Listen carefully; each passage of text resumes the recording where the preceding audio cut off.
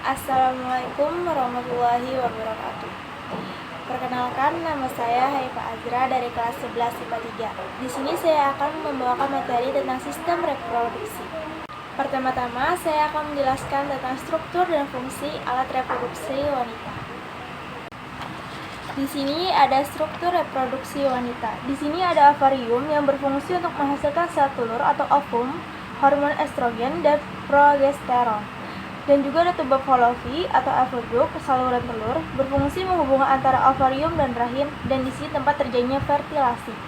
Dan ada juga infundibulum, merupakan ujung dari tali tuba Fallopi. Rahim atau uterus berfungsi sebagai tempat berkembangnya janin selama kehamilan. Ada endometrium, lapis yang membatasi rongga rahim dan meluruh saat menstruasi. Kemudian ada cervix, berfungsi menghubungkan rahim dengan vagina. Kemudian ada fibriae, berjumbai seperti jari jemari, yang berfungsi menangkap sel telur. Dan ada juga vagina, berfungsi sebagai organ reproduksi, saluran untuk aliran darah menstruasi dari rahim dan jalan lahirnya bayi. Fungsi vagina sebagai alat reproduksi wanita adalah menjadi jalan keluar darah saat menstruasi dan jalur lahir bayi saat persalinan. Tanggung jawab utamanya adalah sebagai terowongan bagi sperma berenang menuju rahim dan tuba Fallopi untuk pembuahan. Hormon yang berperan pada alat reproduksi salah satunya adalah luteinizing hormone yang disebut menjadi LH dan follicle stimulating hormone yang disebut menjadi FSH. Merupakan dua hormon reproduksi yang umum dengan memiliki peran terhadap perubahan fisik yang terjadi saat memasuki masa pubertas. Namun, sebenarnya masih ada banyak hormon lain yang turut andil terhadap perkembangan dan kesehatan organ reproduksi lainnya. Selanjutnya, saya akan menjelaskan tentang proses terbentuknya sel telur. Oogenesis adalah proses pembentukan sel telur atau ovum pada wanita yang terjadi di dalam ovarium atau indung telur. Ovarium yang ada di embrio memiliki sekitar 600.000 sel oogonium atau sel induk telur.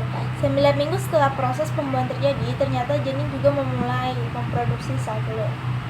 Selanjutnya saya akan menjelaskan proses terjadinya menstruasi. Menstruasi terjadi atas 3 fase. Pertama, fase datang bulan atau keluar darah haid.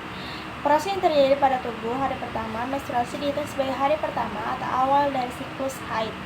Kemudian ada alasan mengapa timbul kram atau nyeri haid pada beberapa hari pertama haid adalah karena lapisan dinding rahim mengalami proses pelurusan. Kedua adalah fase folikuler atau persiapan untuk ovulasi. Proses yang terjadi pada tubuh adalah setiap hari terakhir menstruasi, tubuh lalu bersiap untuk ovulasi. Dalam hal ini, hormon FSH atau follicle stimulating hormone yang tadi saya jelaskan yang bertugas untuk menstimulasi ovarium atau indung telur agar menghasilkan sel telur matang. Kemudian ada juga terakhir fase ovulasi.